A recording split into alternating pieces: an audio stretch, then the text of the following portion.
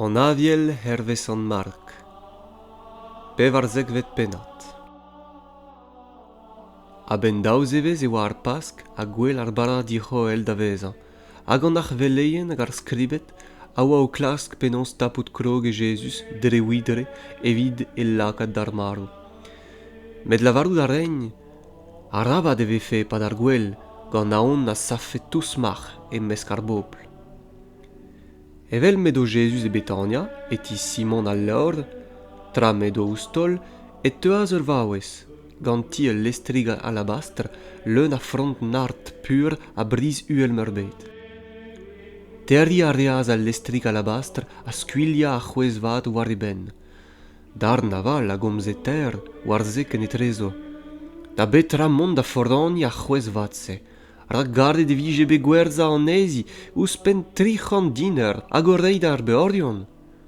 A mont a rein garvouti, met Jesus a lavaras, leziti, perag erit hui poan dezi. Un oberen vad e deus gred em c'haver, rak bepred ou po peorion gannoc'h, a pa garfod e c'halfod ober vad dezo. Me avat, nou po ket a tao, ar pez a c'helle e deus gred, en a rog e deus balzamet ma c'horf a ben ma sebeliadur. E wirionez, me lavardoc'h, e pellec'h bennak ma vo predezeget an aviel dre ar bed a bez e voad lavarde divez ar pez e deus gret evit ober invor an ezi. Neuze Judas Iscariot, unan eus an daouzek, a yeaz da gaout an arch veleion evit lakad an ezan etre o daouarn. Ar demañ ouz en klevout a voe laouen, hag a bremetaz a rei ac'hant dezan. A neuze e klasket penons kaout un degouez mat de lakad etre o daouarn. An deiz kenta eus ar barda dihoel, ma veze lazet en oan pask, e lavardaz an diskibien da Jesus, pellec'h e fel dit ez afem da aozat dit evit debri ar pask. Hag-eñ da gaz daouz e diskibien en ul lavardou dezo, id e ker hag en em gaout a rai en arben deoc'h un den o tougen ur podat dour.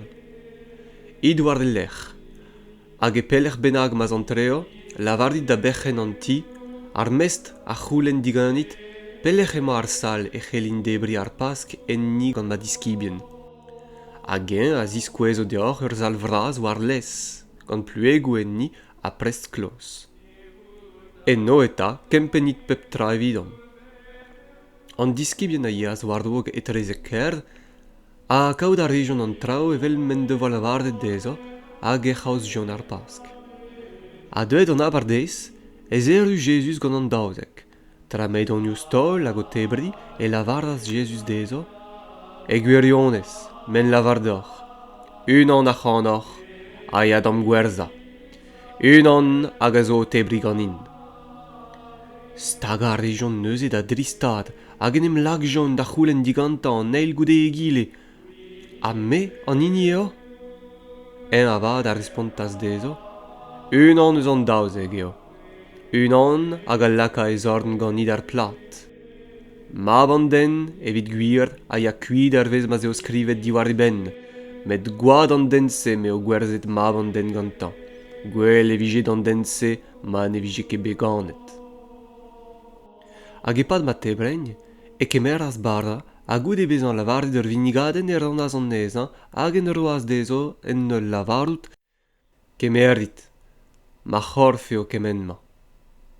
A goudeze o vezan kemeret ur c'halir e lavardaz ur beden a drugardez, hag en roaz dezo, a gol ez ev jon doutan hag e lavardaz dezo, ma gwad eo kemenma, gwad an em glev, an ini skuiliet evit en gruez an dut.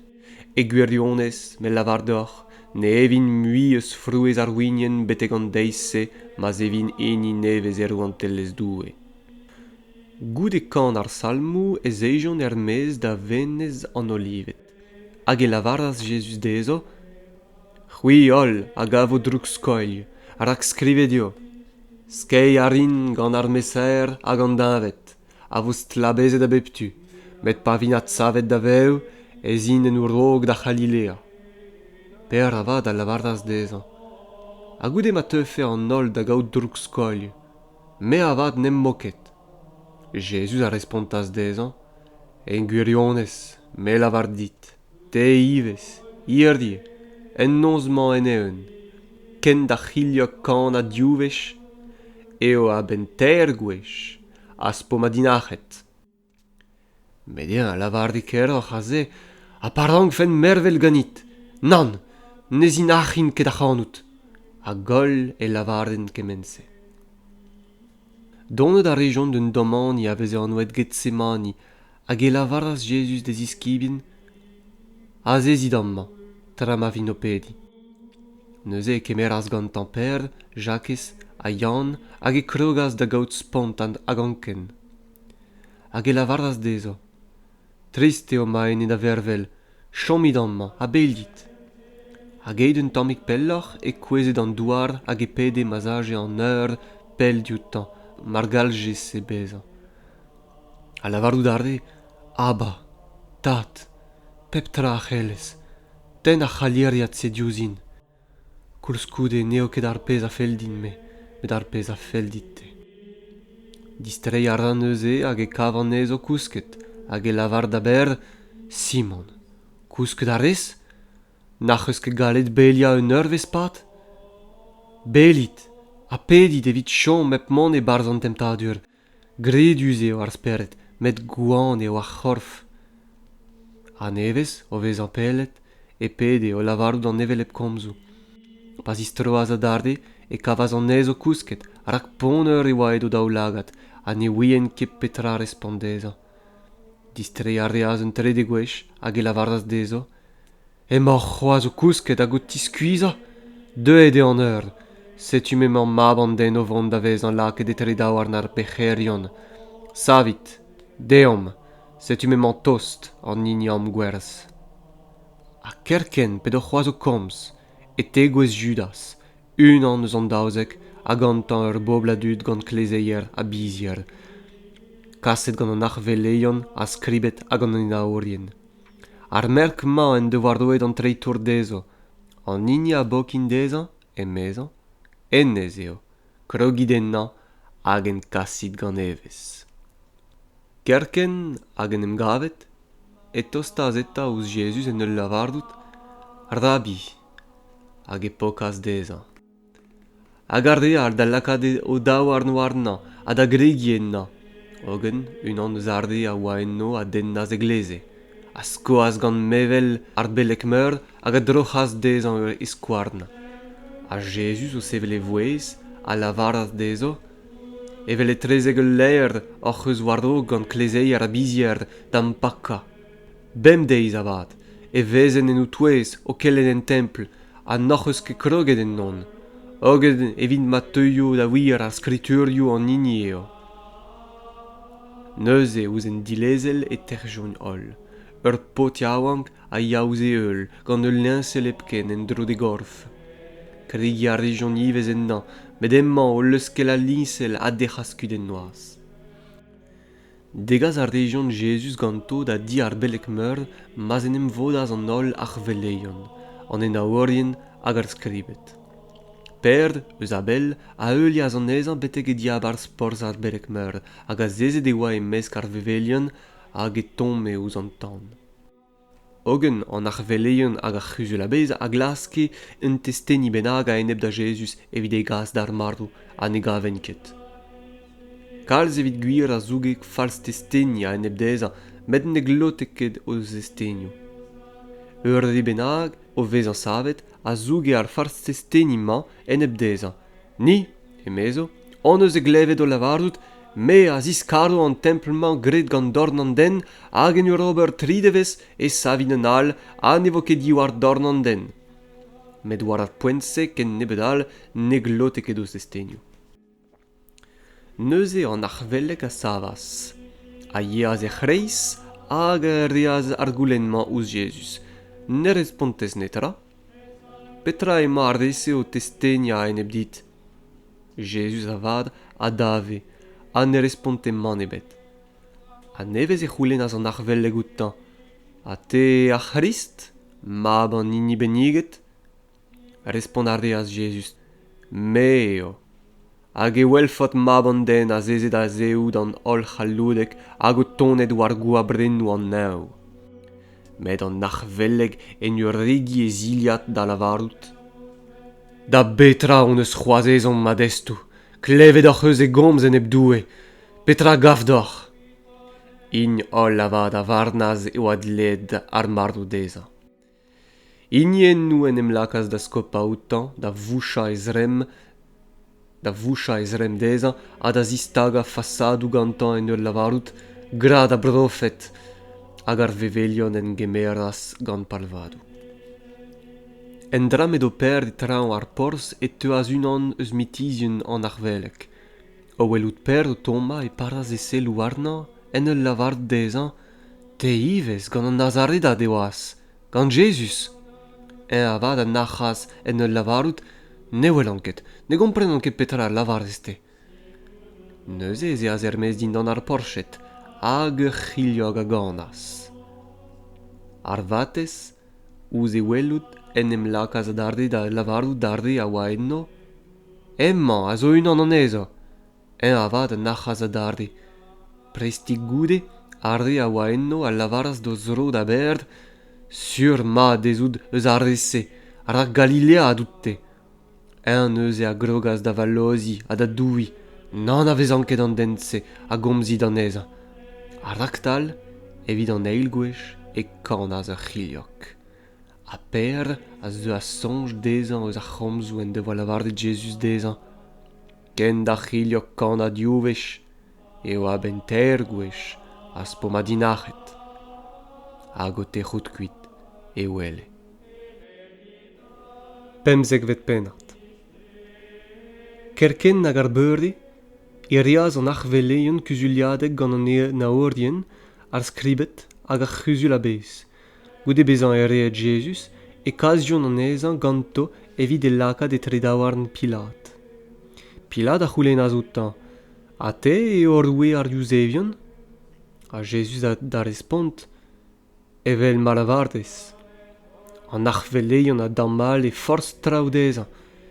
Pilat ar deaz a darde goulen outan.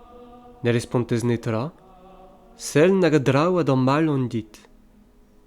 Jesus avad ne respontaz mui netra, en douarde ma oa souezet Pilat. Da genver pep gwell e loske Pilat dezo ur prisoniad an hini a c'houlenen. Bez eo an neuze unan an oued Barnaba hag a oa dalchet ar prison a unan gant an disparcherien o devoa gret ur muntre pad an tol dispar. Pignad ar deaz ar bobleta. A kregit a c'houlen ervez ma oa kustum Pilat d'ober dezo. Pilat avad ar respontaz dezo en ul lavarout. A fellout ar deoc'h e l'oc'h sfen deoc'h ur roue ar Yousevion? Ar da gant a vezout arde e oa dre wardizi o devoa an arveleion e laket e treza warn. An arveleion avad a isse ar bobl da c'houlen ma losk je kentoc'h Barnaba dezo. Pilat o sevel e voez a darde, a lavaras dezo. Petra rin neuze, gant an hini a anouet ur roue ar Yousevion. Ign a stagas a darde da youchal, stagien ouz ar groaz. Pilat a lavaras dezo, pet drouk en deus gret eta. Ogen kreñfoc'h e yourjogn, stagien ouz ar groaz. Pilat avad gant ar c'hoant da dremen diouz ar bobl a loskas Barnaba dezo a goude skourjez a Jesus e roaz an ezan da vez a staget ouz ar groaz. Ar soudardet a sachas an ezan e diabarz ar porz, da lavarout deo pretordi. Boda ar deon an ol gohorten, a gin da wiska an ezan gant limestra a da blezen na ur gurun en spern de lakad war de ben. Neuze e stag jogn de saludi. Salut, roue ar Yousevion. Hag an ur gorzen e skoen gant war de ben hag e skopen youtan. Hag o stoui o glin dirazan e renten en ordezan. A goude bezan gret evel se goaboutan e tenjon diwarnan al limestra hag o veza e wisket en drod gant e zilia de unan e kazion an ezan ermez de gro a staga. Reidia a region un den hag a oa o tremen e biou en ur zistrei eus ar parkeir. Simon eus Kurenna, mab Alessandre a Rufus, da gemer da zougen e groaz. Ar den a region Jesus da lech an oued Golgotha, da lavarout deo lech a chlopen. kinnig a region dezan gwin mesket gant mir met ne gemerasket. E grevastag a region a neuze lodena e ziliad kenetrezo dre dena ar sort warno, da c'houzout petra a yafe gant pepini. An 3 eur de oa pas tak joun an eza ouz ar groaz. War skritel e oa merket abeg e gont da onidigez, gant ar gerioù-ma, ar roue ar yuzevion.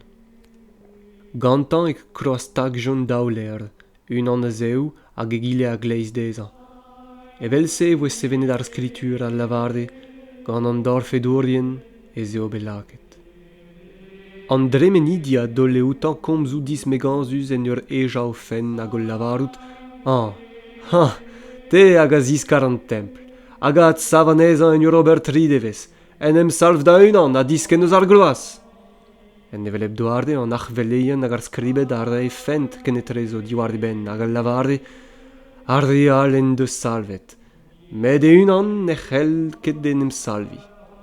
Ar Christ, roue Israel, ar a zisken o bremañ eus ar gloaz, ma weli ma va kredim. Pet e garde a oa bestaget eus ar gloaz war un drogantan a oal gomze outan.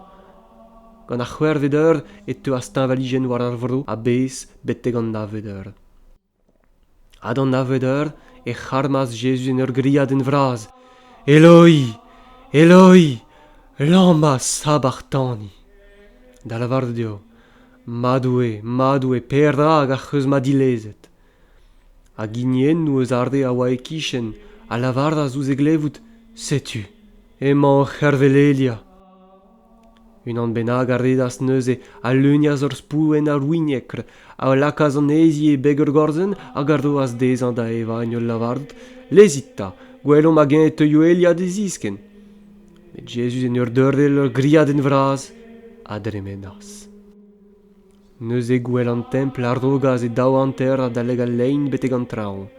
Ogen a chanteuneur hag en em zalche a dal da Jesus o welout e oa marvet er stumse a lavaras e gwirionez. An denman a oa mab da zoue. Bez e oa ivez merched hag a selle eus a bell en o zouez mardi Madalen, mardi mam da Jakez ar bihannan a da Yozet a Salome. An ezo merched a veze ouz e eulia hag eus servije pedo e Galilea, a kalz ar reoù al bet pinet gantan da Jeruzalem. Dija e oa euriu an abardeiz, a dremedo ar da gozadur da lavardout eo dechen ar sabat, et teuaz Josef a Arimatea, kuzulier en ordus, hag a c'hortoz e ivez organtelez doue, a gen o kemer ar diziegez a antreaz e tipilad da c'houlenn digantan korf Jesus. Souezet e voe pilad e vije marvet ken buan, o ve a galvet a chantener e c'houlennaz digantan daoust a marvet e oa dija. Goude be an klevet digan a chantener e roaz ar c'horf da Josef. Hag emañ o vez an prenet ul linsel a ziskenaz Jesus, a bakaz an ezan e lisel, hag al lakaz an ezan en ur bez bet toullet er oc'h, a war c'hen war bez e ruliaz ur men. Edo mardi Madalen a mardi mam Jozet o sellout mat e pellec'h e oa belaket. C'houizek vet penat diwezan eus a viel ervez San Mark.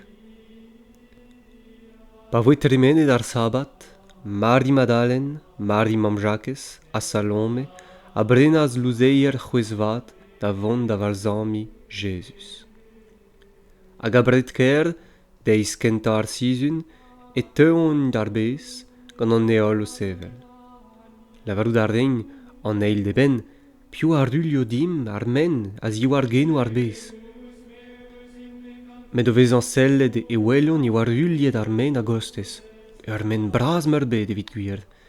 Mon a region er bez, hag e weljon, en e goazez, war an tudeo, un den yaouank, gwisket gant ur seouen, a sabatuet e voen.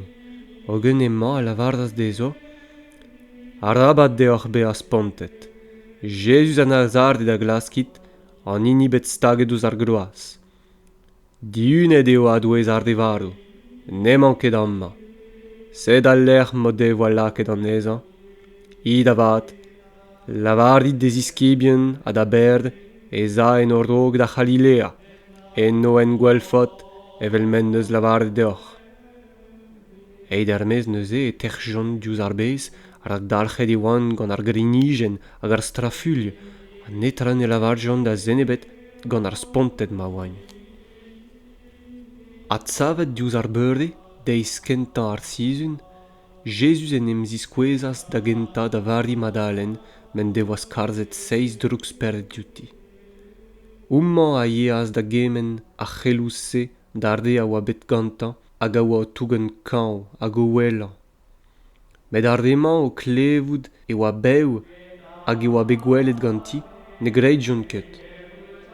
Goude se en em ziskwezas din d'an ur stumal, da zaou an ezo a oa gant o hent o vonet war ar meiz.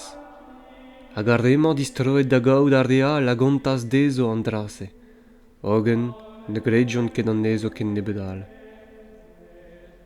Da ziwezhañ, en em ziskwezas d'an onek e pad medonioù stol hag er debechas dezo o diskredoni a kalletet o c'halon. Drema devoa bekredet ar de o devoa gwelet an ezan diunet a douez ar devarou. Hag e lavaras dezo, it dre ar bedol, hag em banit a c'helloù mat an ol glouadellez. An hini a gredo hag a vo badezet a vo salvet. An hini na gredo ket a vo kont da honet. Setu ar sinou a eulio ar reg a gredo. Em anno en kassin an daolet kuit. En Jezu nevez e komzin. En nerde de krogin. A mar devon yo c'hontam marvus bennak, ne raio droug ebet dezo. War an reglan e chastenin o daouarn hag e vezin yachet. An otrou Jesus goude komzouto a voe savet an neu hag a yeaz da a zeza en tudeoù da zoue. Evito avad, mon a region da brezek dreol, gant an otrou o ken labourat ganto a gorei nerz d'ar gomz dre ar sinou a eulie an ezi.